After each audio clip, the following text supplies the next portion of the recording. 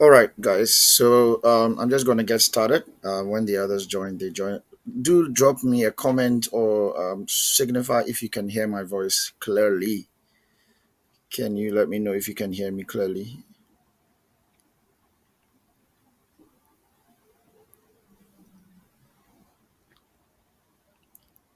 Can you guys hear me? All right, great. So, welcome to the Decrypting Crypto free webinar. My name is Michael Seguin Kanza, and I'm here to just give you some basics, understanding the basics of creating wealth with cryptocurrency. I'm glad that you invested the time to join on amongst all those who registered for today's class and yesterday. This guy up here, Warren Buffett, says never invest in a business that you can't understand, right? So if you are going to get into a business, if you're going to put your money into something, whatever it is, you should never ever try to do that for something that you can't understand. So I do commend you guys for at least investing the time to learn and understand this space if you consider ever creating some wealth out of this. So the guy you see on your screen here is Jeremy Da Vinci, and about 9 years ago, he made a post on YouTube, and he was actually pleading with people that guys, please invest at just $1, just buy $1 worth of Bitcoin, and that was all that the video was about. And of course, many people ignored him till they saw the price of Bitcoin soaring. And that is how Jeremy Da Vinci positioned himself. But let's check out if he was right. So, if only you had bought Bitcoin, right, if only you had bought Bitcoin in 2010, the price of Bitcoin was 9 cents. In 2010, the price of Bitcoin was 9 cents, and that quickly grew in value to about 13 in October of 2012, and then it kept going up and spiking down, up and down, up and down, till it hit its all-time high in 2021. November 2021, it hit an all-time high of $68,991. $68,991. So that was in 2021. And currently, Bitcoin is trading at somewhere between 22 to $25,000. Okay, so of course, Jeremy Da Vinci did put in some good investment, and he is enjoying the fruit of his investment clearly.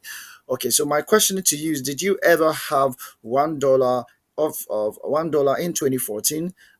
Probably the answer is yes. However, you didn't know where to put your money. Well, let's get away from 2014, 2013, and let's get closer to the 2020. So in this year, 2021, people who had put in just $100 a year before into this token you see on your screen called Shiba Inu token, they literally converted that $100 investment into a $53 million portfolio. And that was how well this token really did. And it's crazy, I know, but that is a reality. And that's what Shiba Inu did for people who got in early.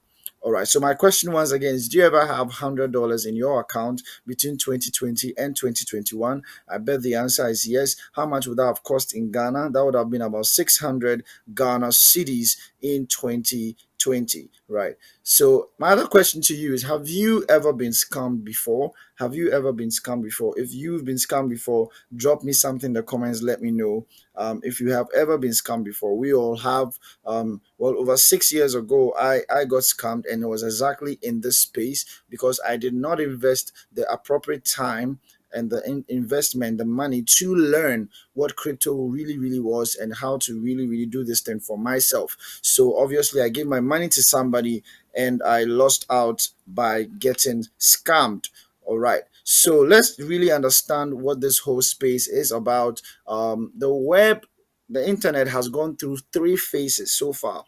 There's been the Web 1.0 phase, right? And Web 1.0 deals with basic web pages. So you could actually go and view web pages, interact with websites, and see the information that they present. And also you could do some e-commerce purchasing and so on. But that was really all that you could do with Web 1.0. Right, so the internet, of course, evolved, and we had Web 2.0, And in Web 2.0, you could do more than just view web pages. You could actually have social media, and you can have social media, right? So basically, you could now post videos and you could now get engagement from those videos that you posted. And with Web 2.0, you could also have user generated content, right? User generated content as well. And also, there was more mobile access to mobile phones at that time, and also high quality video, high quality camera, and streaming, right? Communication, high speed internet access, and all of that. And there were apps. So Web 2.0 is everything that constitutes apps, social media, and all that type of phenomena.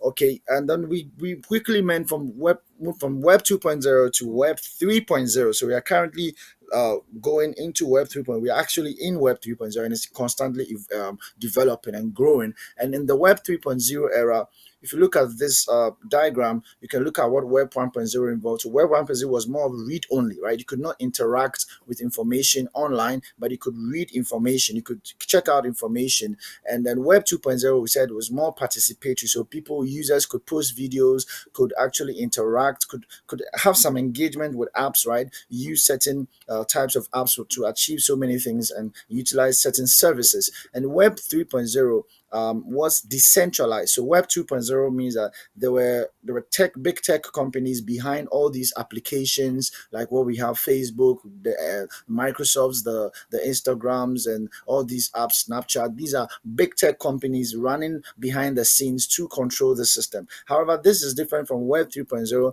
Web 3.0, of course, there are teams that create these decentralized applications. However, they do not control, like, there's no particular offline business that is running behind the scene per se, right? It's something that is created on the blockchain technology, and is created to run on its own, right? And it also can make money for the users themselves on the blockchain. So everything is more digitalized when it comes to the Web 3.0 era, in terms of the monetization, in terms of everything is basically running on its own, right?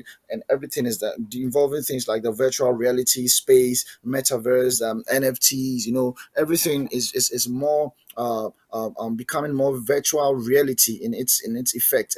And people can, what we are doing currently is Web 2.0. With Web 3.0, you could actually almost be in the room with someone in the virtual reality, in the metaverse, right? And also that involves crypto as well. So we'll get clearly more into what crypto is. So what I'm saying is that the surest way to build wealth is by conforming to the era of wealth you live in, right? So if the era of wealth you live in is the Web 3.0 era, where this is evolving, this is the prime opportunity to tap into the wealth stream that comes from this Web 3.0 era, just like people did when the internet first launched.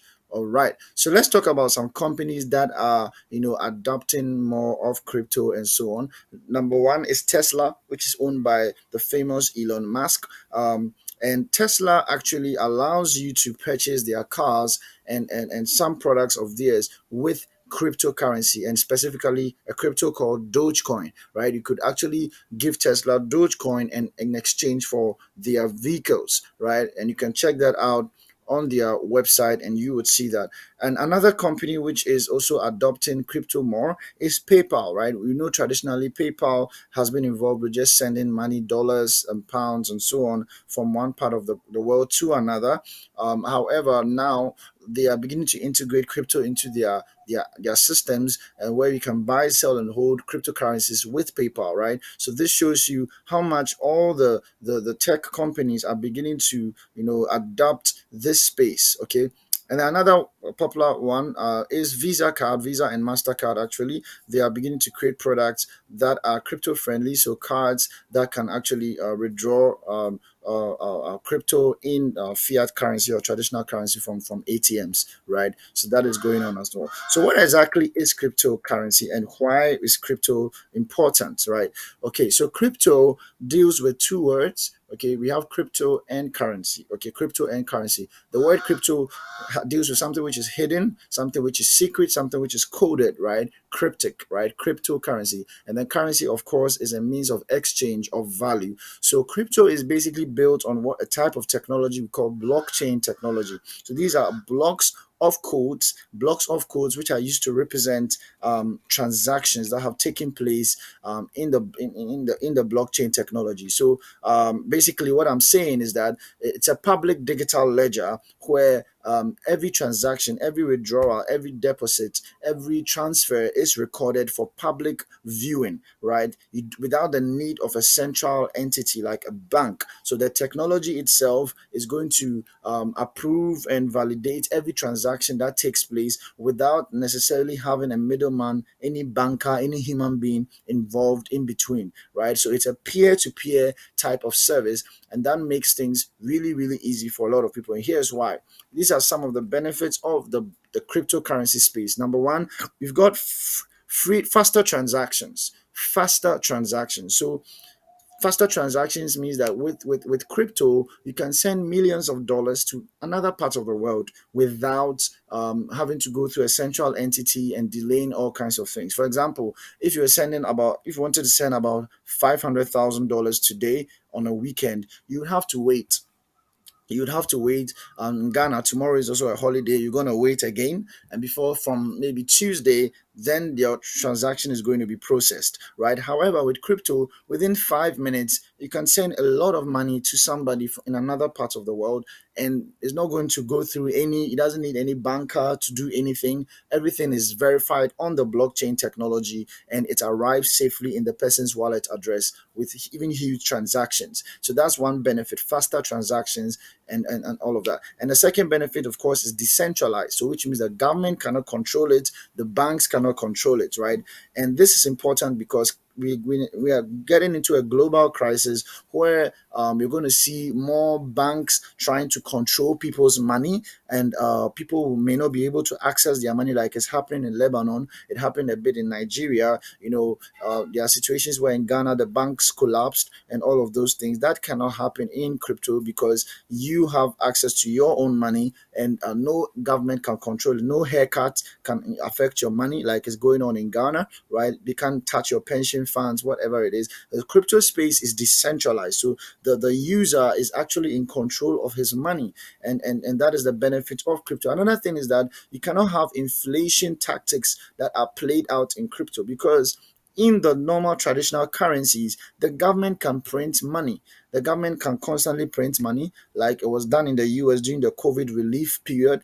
The US government printed trillions or billions to trillions of dollars just to give people money. And what happens is that when there's increased supply and less demand, then the value of that particular currency dwindles, right? So with a lot more dollars in the system, a lot more supply of Ghana CD and the same demand level, is going to decrease the value of the CD. So and that doesn't happen with crypto because, for example, Bitcoin, there are only 21 million Bitcoins that will ever be in existence. Only 21 million. So you cannot have 22 million, 21 million plus one, never.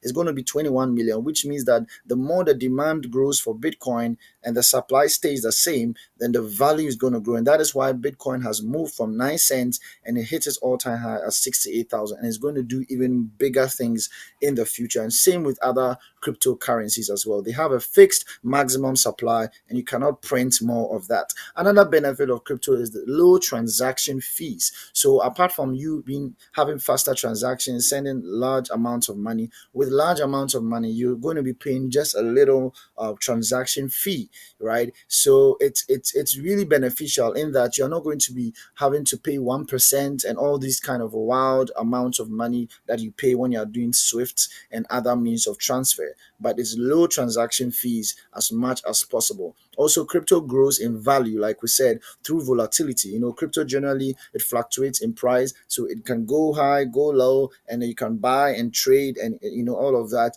and you can make good money. So, what is the story of cryptocurrency? David Chom came up with the idea of e-cash in the 1990s. However, this idea fell through and it didn't succeed. But in 2009, an anonymous personality with a pseudonym called Satoshi Nakamoto actually came up with a Bitcoin paper where he used this to address certain challenges that the traditional financial system was having, and how Bitcoin, a crypto that he created, could solve these problems basically. Now, in 2010, the first Bitcoin purchase was done. Right, the first Bitcoin purchase was done. This was done by Laszlo Hanyes, where he purchased two large pizzas from a particular restaurant, and he asked the restaurant owner, "Can I pay you in Bitcoin?" And he paid 10,000 bitcoins to this restaurant owner just for two large pizzas. At that time, Bitcoin was really cheap, less than about pennies, right? Pennies. And I'm sure he regrets doing that because now he could have been worth billions of dollars. Now, after Bitcoin, the first altcoin, which is an altcoin, is any other currency outside Bitcoin. The first altcoin that was launched was called Ethereum in 2015 by Vitalik Buterin, a Russian Canadian, and that was in 2015. And as of 2002, 2003, we have 20,000 plus cryptocurrencies that have been created and that are in existence. So the space has greatly grown in the space of somewhere 13, 14 years. It has really grown. Okay. So, what are the types of cryptocurrencies? Well, I've gone over that.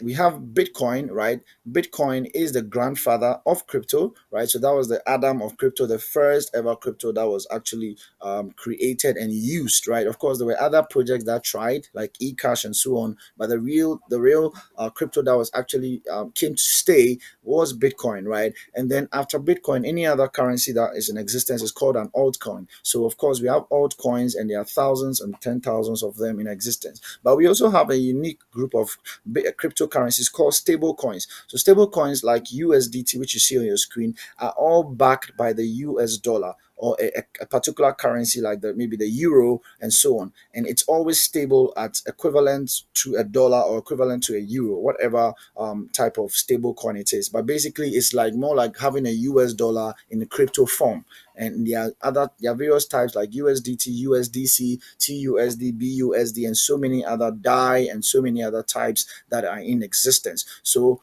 we have Bitcoin, altcoins, and stable coins. All right. So is crypto safe, and how exactly do you store it? Okay. So crypto is safe generally because no one controls the blockchain. The blockchain technology is decentralized, so it is a technology. However, of course, there are risks, and depending on the kind of crypto that you purchase, and that is why you need more information, more understanding before you delve into this space. But how do you store your crypto? There are two ways: cold wallets and hot wallets. So when we talk of cold wallets look like this. They are offline, so it's more like a device, a storage device that you move your crypto onto that device and you can store it physically. You can hold it in your hand physically, and you can interact. You can actually view it by connecting to your laptop. It looks like a pen drive sort of thing, and that is the cold wallet for you, right? And then the most popular one is the hot wallet. So hot wallets are digital wallets. You can have it in the form of an app on your phone. One example is MetaMask, another is Trust Wallet,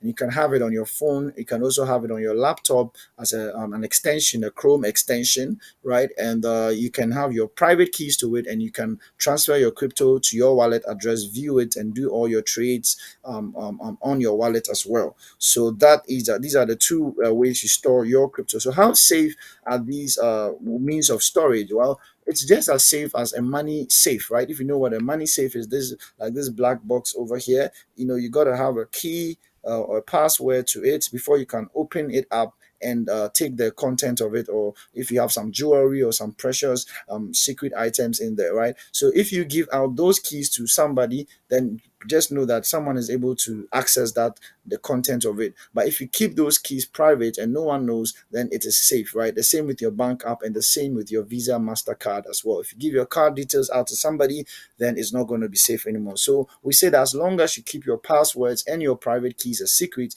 then your crypto is safe, right? That's safe on your wallet. Okay. So how do you create wealth with crypto? Number one, trading. Number one, trading. So what we talk about trading, we are dealing with you buying low and selling high. You buying low and selling high. So it's just like any business. You buy goods at a cheaper price and you sell it for a profit. So that is what trading means. So with crypto, you are going to be buying crypto at a lower price, and when it increases in value, just like the Bitcoin, it starts at it started at 9 cents. People bought could buy plenty at that time because it was cheap, and then it grew in value, so they made more money. They sold it, right? But trading can also be very very fast because trading can occur on a daily basis. You can trade within 24 hours, which means that in 24 hours you invest in a particular token, and then the value grows in 24 hours, 10%, 15%, and you sell it off and make 15% profit. Okay, so that is trading. Another approach to making money in crypto is an investment approach, which is a bit of mid-term to long-term type of approach. With that, like for example, if you purchase Bitcoin 2010, you held it, you kept it till it grew in a certain value, to a certain level of value, and then you sold it off. So that would be a type of investment approach. So it's more of a long-term approach, which really does make people more money than just the trading sometimes. Okay, so another way of making money in crypto is the space called NFTs. So this has to do with purchasing digital assets. So when we talk about NFTs, they are non-fungible tokens. They are unique digital items that um, which have a proof of ownership stored on the blockchain. So let me explain that. So you can have a unique digital item with which has no other copy similar to that item, and we can prove that you, for example, Emmanuel or David, you own this particular digital item, and the proof of that ownership is stored on the blockchain. Just like you have a piece of land, you have a title deed to prove that you own that land. Well, on the blockchain, it can have a proof that you own this wallet address owned by David is the owner of this particular digital item, right? And that opens a number of opportunities up here. So you can actually have artwork. You can sell your artwork on the NFT space on the blockchain. For example, this is a collection called the Bored Ape NFT collection, which sold for a lot of money. So when this collection was launched, right, the floor price, when we talk of floor price, which means that in the entire art collection, the least price of any of the artwork was this price, which was 0.08 Ethereum. We talked about Ethereum earlier on, which is the first altcoin. So at that time, it was valued at $248. So for $248, you could acquire any of these apes, funny looking apes in this ape collection for $248. But this price quickly soared to $384,000. So if the floor price, that's the minimum that you could purchase any of these artworks, increased from $248 to 384,000 dollars. So that is a lot of money. Imagine you bought this at 240 or $250, and then in the next few months, the least amount someone could buy that from you was $384,000. Okay, now this person's one person sold one of the Bored Ape collection artworks. That's number 8,817, which looks like this on your screen. He sold that for 3.4 million as at the time of selling, right? $3.4 million. So this was the highest and most expensive one which was sold till date, as far as I know. So exactly does this really whole thing mean? It's more than just an artwork. So what happens is that when you own any of these NFTs, okay, you're gonna be given access to a yacht club. It's called the Board Ape Yacht Club, where you have access to high level and high value networks, right? People who are ultra rich own these NFTs, and you can go for certain functions just because you own it, right? Just because you have ownership of one of these NFTs can give you access to business deals and all kinds of things just because of this. So there's a utility behind it. So it's not just a picture that you own, and that's one of the utility. Another way you can apply this is even with land ownership, with ticketing, with so many other utilities that can be created with the NFT space. And people have sold so many things. Now, one popular sale of NFTs that took place is what we call let me show you. Do you guys remember in 2020 the dancing pallbearers? The dancing pallbearers ta na na na na na na na na, those dancing pallbearers, right? Those guys actually sold their NFT for $1 million, and I want to show you that quickly. Uh, dancing. All right, this right here. So look at this. Look at Ghana My Joy Online. Those guys sold their NFT, that video, that meme video of dancing pallbearers carrying a coffin. It became really popular, and they sold that for $1 million. So you can check that on My Joy Online. That was yet last year, and they actually donated some of that money to Ukraine. Oh, this is taking a bit, but this is it. So you can see Ghana's Paul Bearers sell meme NFT for $1 million 2 years after going viral. So when that thing got viral, they were able to cash out and sell that for some good amount of money. All right, it's taking a while to load, but that's okay. So yeah, you can check that story out. That did happen. So that's the power of the space of NFTs. Okay, back to our presentation. Okay, all right. All right. So now another way you can make money in crypto is through airdrops, right? So airdrops are free money in crypto to early users. So while there are constantly new projects which are launching, this space is rapidly evolving and rapidly growing. So there are various ecosystems which are created on a daily basis, and people are able to make money by participating early. So if you test out a protocol, the products of a particular protocol, for example, optimism ecosystem, people made up to $50,000 last year, early last year. I think between the first 6 months of the year, it released an airdrop, and people who got in early and actually invested, not invested per se, but interacted, bought some tokens or stuff like that. They actually were given some airdrops, and that some of the airdrops are valued at about $50,000. And I made a bit of money from Aptos, which is a layer one blockchain. I made about $1,000 from this. People made much more from Aptos, which is a project. I think some of the backers behind this project is Facebook, and other big investors are behind this project. So some of these projects in the blockchain have a lot of investors. Some of the popular tech companies, they actually pump a lot of money. They take some seed funds and millions of dollars, and they allocate some amount of that money to give airdrops to early participators or participants in that project. Okay, so how do we trade? How do we actually trade? We've talked about the blockchain investment, whatever. How do we actually buy tokens, trade, and so on? Well, there's a number of ways, and the most common way is central exchanges, because it is most user friendly for some people, and very easy to use. So companies like Binance, which is like the biggest central exchange. When we talk of centralized exchanges, these are actually real companies with offices globally, and a support staff and all of that, and they have apps that you can interact with, create accounts on, and also do your trades and purchasing on. So Binance is one of them. Another one is KuCoin, another is Huobi Global, and there are many others like Coinbase and so on and so forth, right? And with that, you can do your trades, spot trading, futures trading, margin trading. We can do all of that exchange and P2P, and cash out, do all your cash outs from your take profits and so on from that.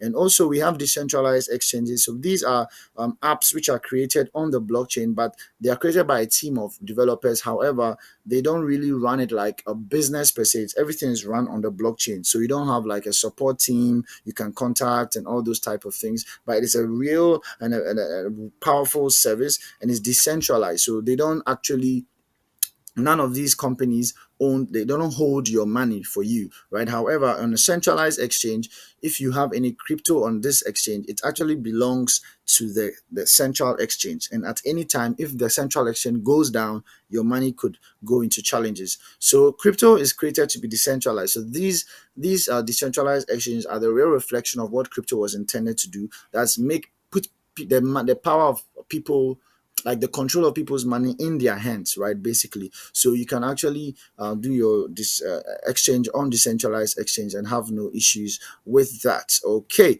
so what's some examples of some winning investments in the crypto space? We already talked about Shiba Inu, right? Shiba Inu is a meme coin which did a crazy 53 million% in value growth, right?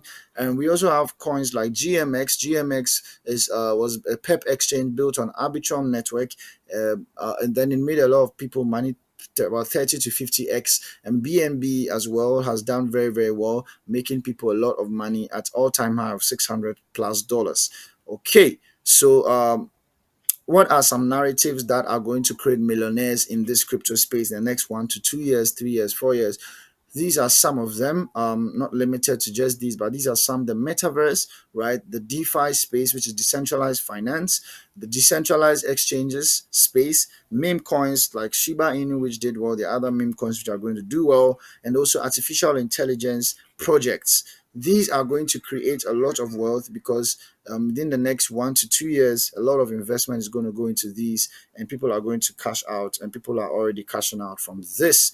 So, guys, thank you for joining this free webinar. I'm going to go through a second portion of this webinar, but I'm opening the space for questions and answers. So, if you have a question, any of you guys, just raise your hand and I'll unmute you guys, and then you can ask your question before I proceed.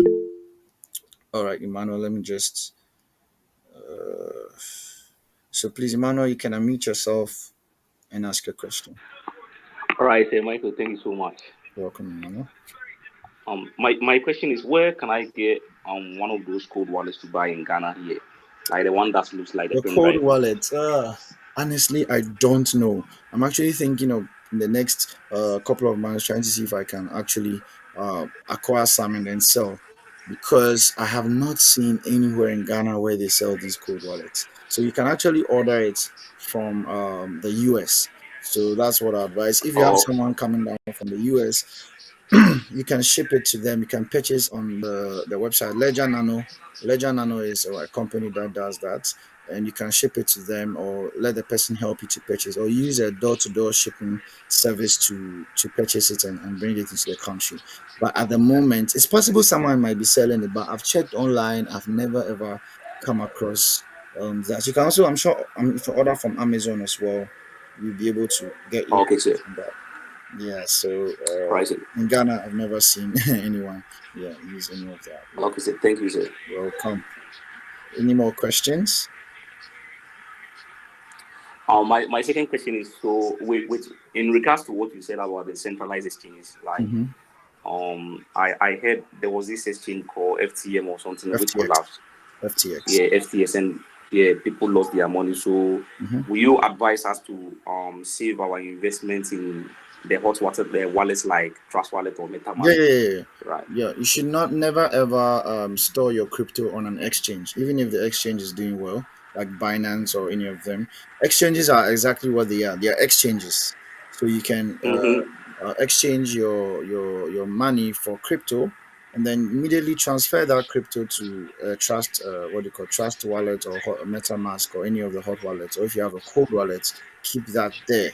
But if you want to Okay, sir. trade, like, for example, you are trading, you want to do some trades, right, and quickly cash out.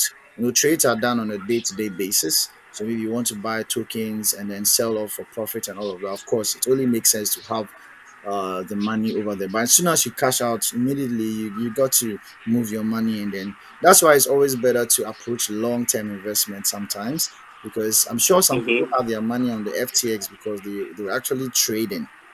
They were actually trading, and they were not really doing long term, but they were trading. But it just happened that things happen so fast, and they kept their money there. So if you're not, let's say you have within a week, you're not using your USDT or whatever you have on the exchange, just move it to a hot wallet. Just move it to a digital wallet or a cold wallet, and then when you are actually ready to trade, then you move the money back. That's as simple as that. But you never Yes. want to store your money on an exchange, because Yes, sir. yeah, yeah. Welcome. Thank you, sir. All right, Okay. welcome. Okay, so I'm gonna proceed. So guys, I've given you the free stuff. This is not the first webinar we are doing. We do almost every week. We do a number of them, and I've given you the free stuff.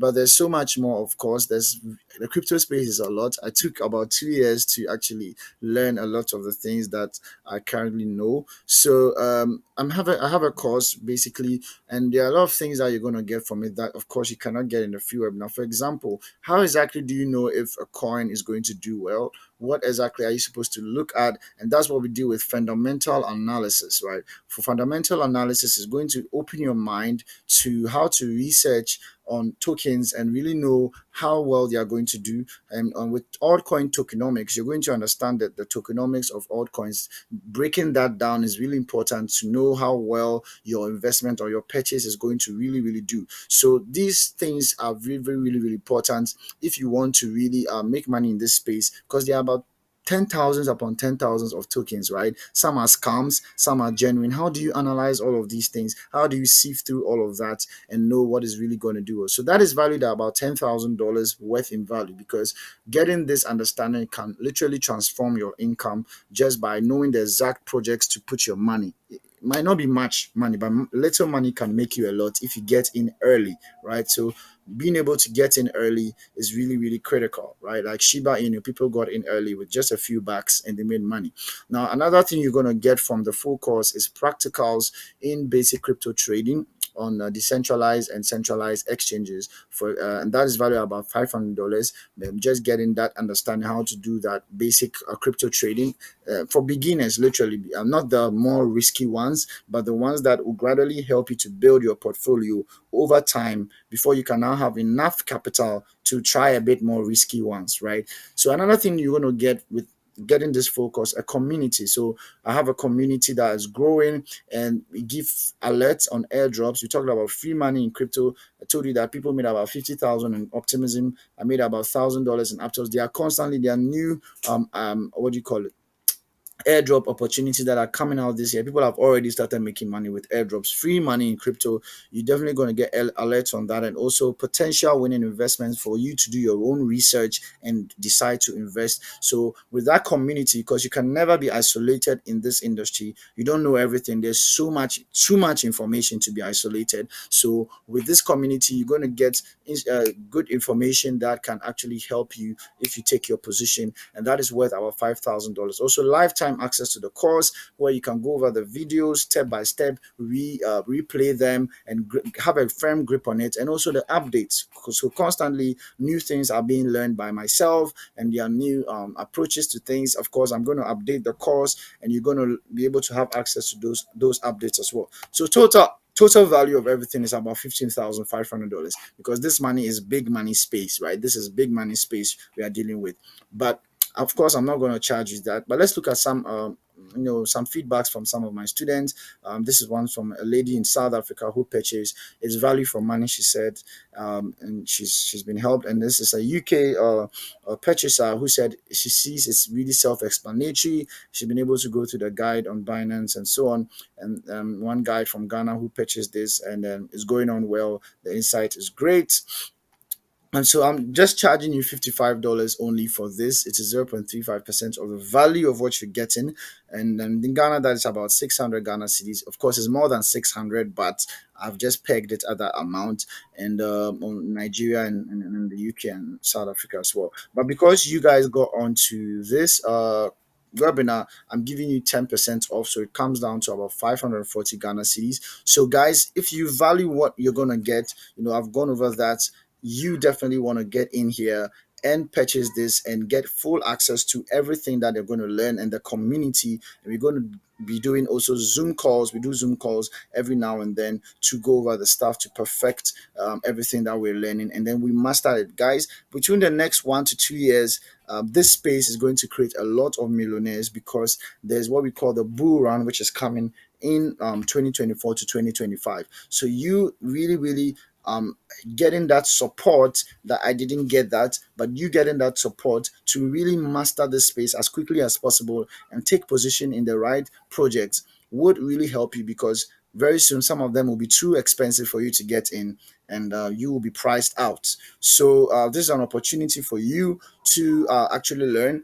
And like we say, things that are really, really going to help people is always the minority that literally get in. The 1%